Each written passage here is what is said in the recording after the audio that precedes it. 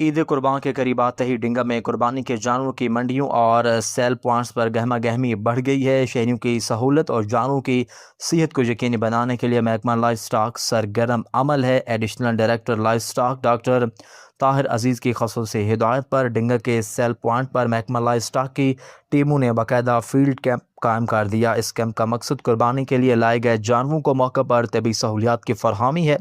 محکمہ life stock کا ماہر عملہ سیل پوائنٹ پر ہر وقت موجود ہے، جو جانوروں کا طبی معائنہ کرنے کے ساتھ ساتھ بروقت علاج اور شہریوں کو جانوروں کی خریداری سے متعلق پیشہ ورانہ رہنمائی بھی فراہم کر رہا ہے۔ اس اقدام کا بنیادی مقصد یہ یقینی بنانا ہے کہ شہری مکمل طور پر صحت مند جانور خرید سکیں اور کسی بھی ممکنہ بیماری سے محفوظ رہیں۔